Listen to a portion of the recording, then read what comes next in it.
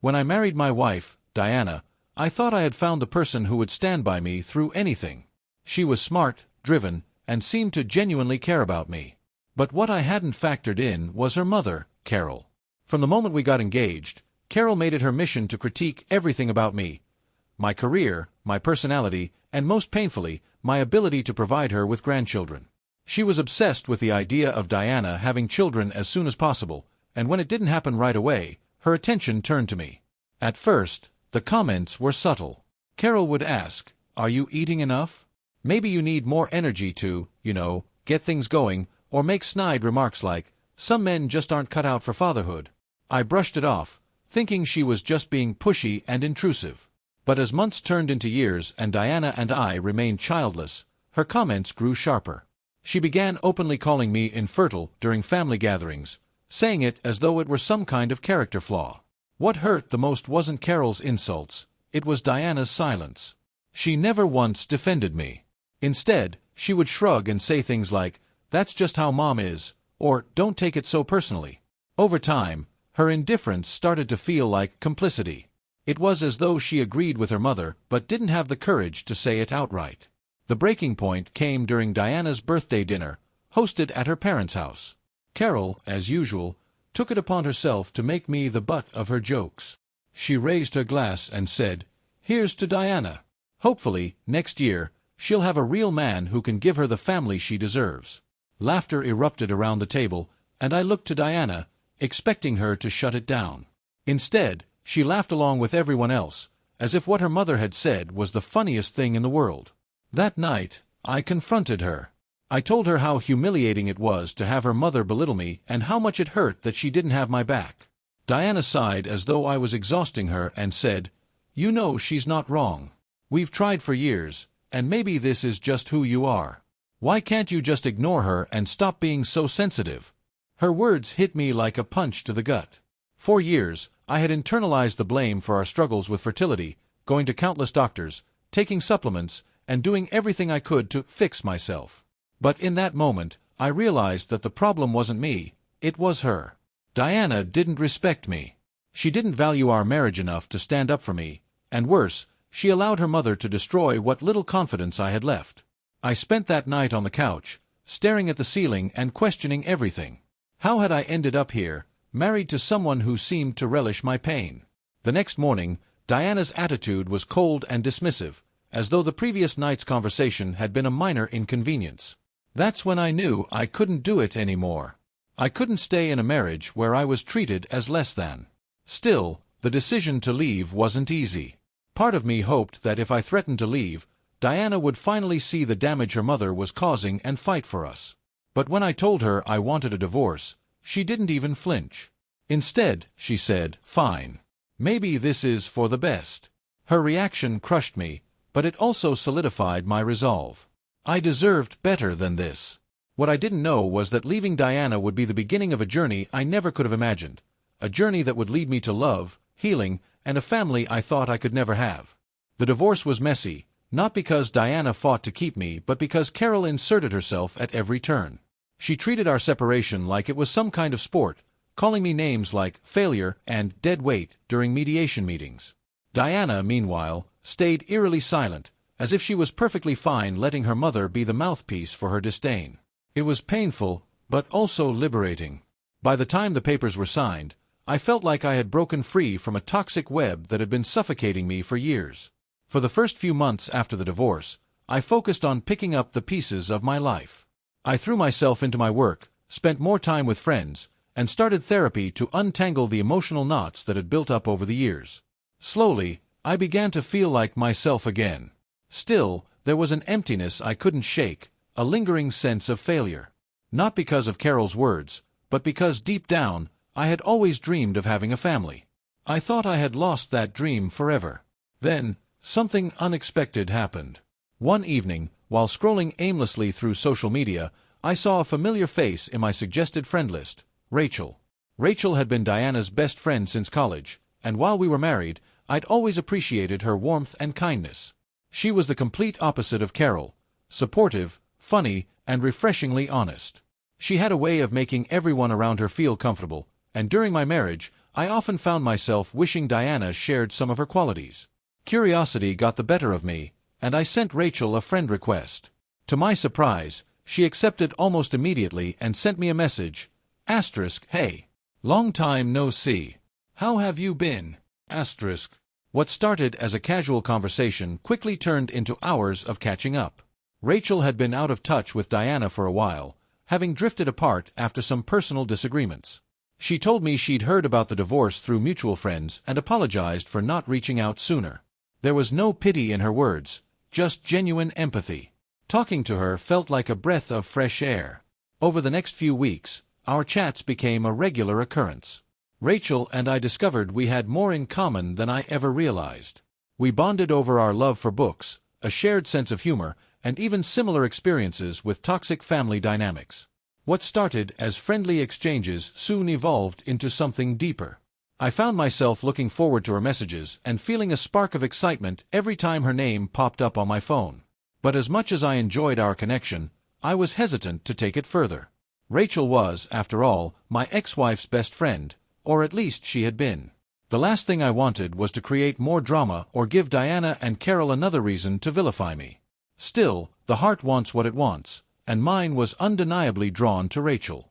One evening, Rachel invited me to meet her for coffee. It was the first time we'd seen each other in person since the divorce, and I was nervous. But the moment I saw her, all my worries melted away. She greeted me with a warm smile, and we fell into easy conversation, as if no time had passed. Sitting across from her, I realized how different this felt from the strained, one-sided dynamic I'd had with Diana. With Rachel, there was no judgment or tension, just understanding and laughter. At the end of the evening, Rachel surprised me by admitting that she had always felt uncomfortable about how Diana and Carol treated me. I wanted to say something so many times, she said, but I didn't feel like it was my place. I'm sorry I didn't stand up for you. Her honesty floored me. For the first time in years, I felt truly seen and validated. In that moment, I knew I couldn't let fear hold me back. I told Rachel how much I appreciated her support and confessed that I had developed feelings for her. To my relief, she admitted she felt the same way. Our relationship began quietly, both of us cautious about how it might be perceived. We didn't post anything on social media or tell many people at first, wanting to keep our connection private as we navigated this new chapter. But as the months passed, it became clear that what we had was real and worth protecting. Then, the bombshell dropped. One day, Diana found out about us, probably through mutual friends, and she was livid. She called me in a fury, accusing me of betraying her and ruining her friendship with Rachel. I calmly reminded her that she had made her choices, and so had I. You never fought for me, Diana, I said. Rachel treats me with the respect and love I deserve. If that bothers you, that's your problem, not mine. What I didn't expect was for Carol to enter the fray. She began spreading rumors about Rachel and me, painting us as villains who had conspired against Diana. But unlike before, I didn't let their toxicity get to me. I had Rachel by my side, and for the first time, I felt strong enough to stand my ground. Amid the chaos, life had a way of surprising me again. Rachel and I found out we were expecting, not one baby, but twins. It was a miracle I never thought possible, and it felt like the universe was giving me a second chance at the family I had always dreamed of.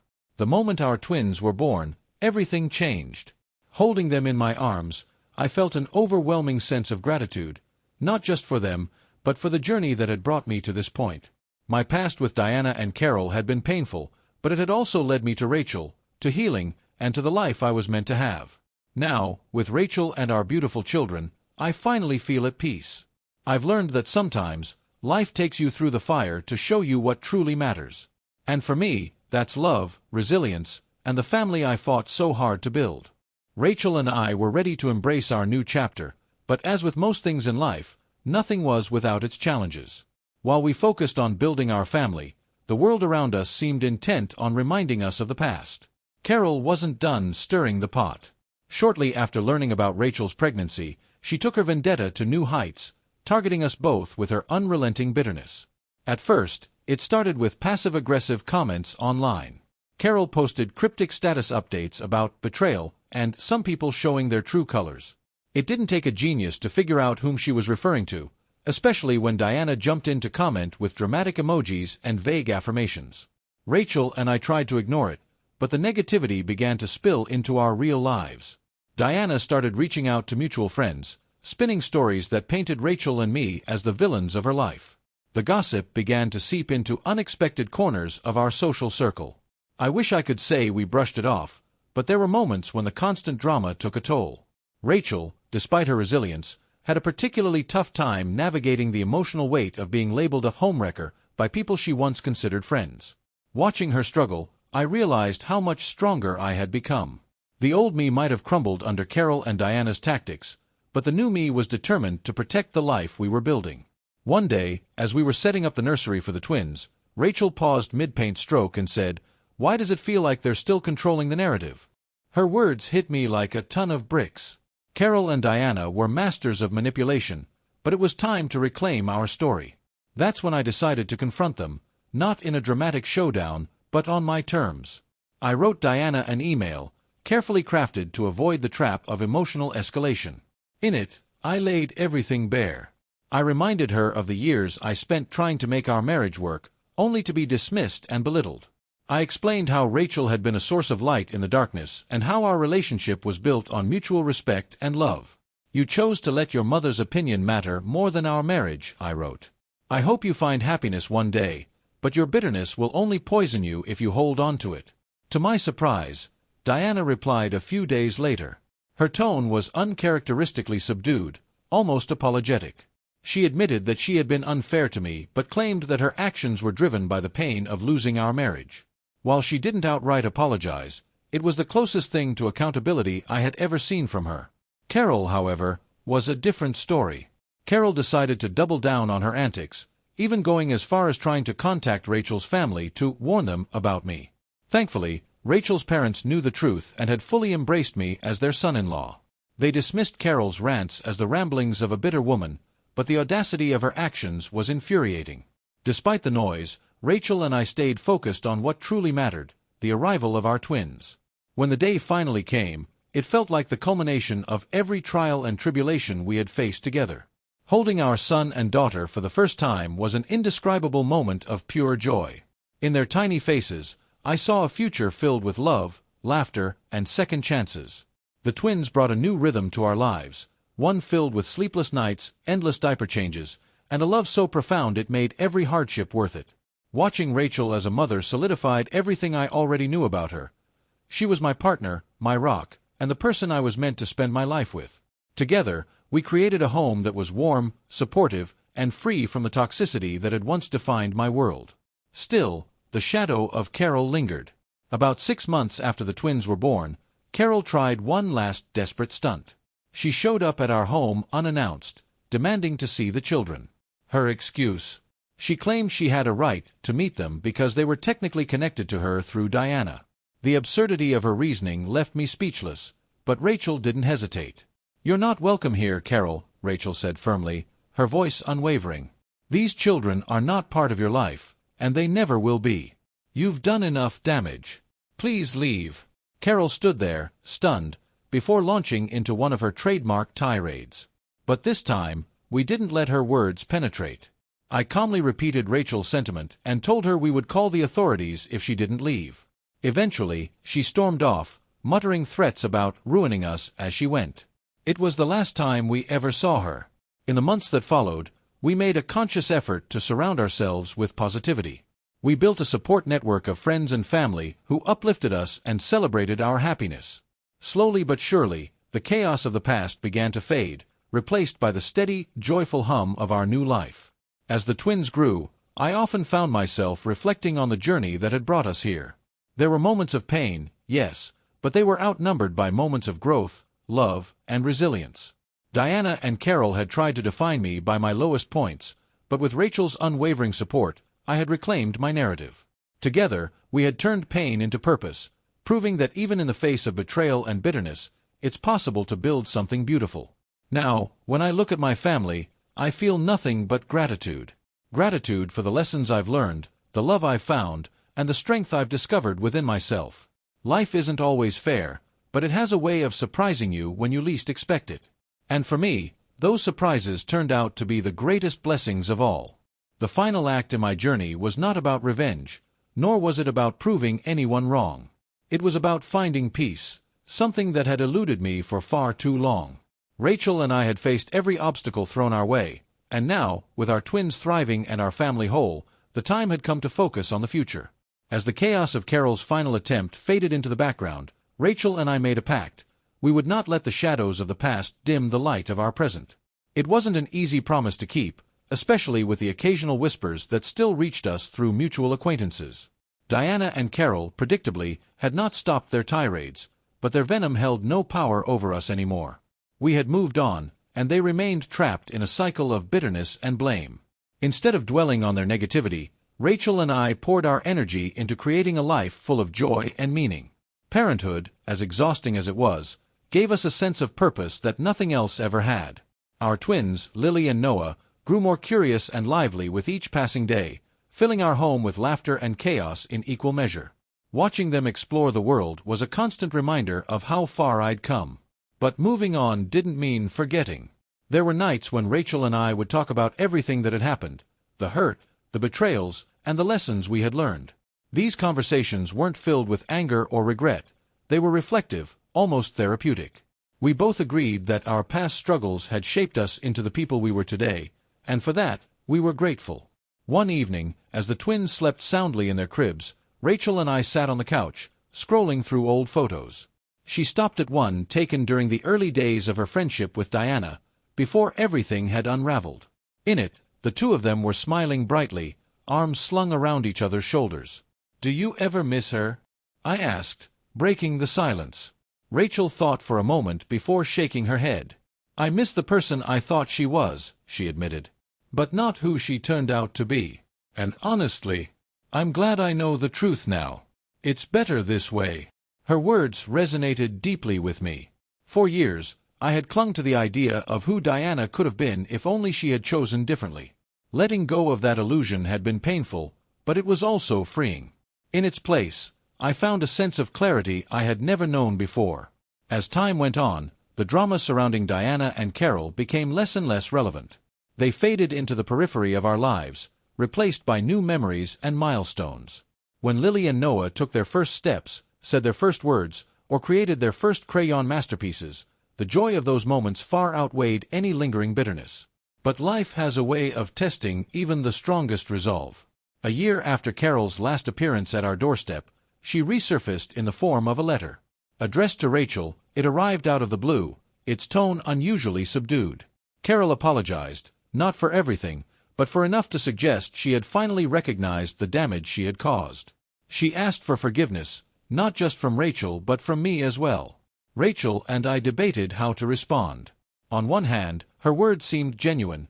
On the other, years of manipulation had taught us to be cautious. In the end, we decided not to reply. Forgiveness, we agreed, didn't require reconciliation. We could release the burden of anger without reopening the door to toxicity. In the years that followed, our family flourished. Rachel returned to her art, channeling her experiences into pieces that were both beautiful and deeply personal. Her work gained recognition, and she eventually held her first gallery showing, a proud moment for all of us. I found success in my career as well, earning a promotion that allowed me to spend more time at home with the twins. As Lily and Noah grew older, they began to ask questions about our lives before they were born. Rachel and I chose to be honest, sharing age-appropriate versions of our story. We wanted them to understand that families aren't always formed in traditional ways and that love often requires resilience and bravery. One day, as we were looking through old photo albums, Noah pointed to a picture of me and Rachel on our wedding day. "Did you always know you were meant to be together?" he asked, his wide eyes filled with curiosity. Rachel and I exchanged a glance, smiling at the simplicity of his question. "Not at first," I admitted. "But sometimes, life surprises you in the best way possible." That answer seemed to satisfy him, and he went back to flipping through the pages. But for Rachel and me, it was a moment of quiet reflection. Our journey hadn't been easy, but it had been worth every challenge, every heartbreak, and every triumph. Now, as I stand in our backyard, watching Lily and Noah chase each other around the garden, I feel an overwhelming sense of gratitude. Life has a way of coming full circle, And while the road here was far from smooth, it led me exactly where I was meant to be. The bitterness of the past has been replaced by the sweetness of the present. And as the sun sets on another day, I hold Rachel's hand, knowing that whatever the future holds, we'll face it together. This is the life we fought for. This is the happiness we built. And for that, I am endlessly thankful.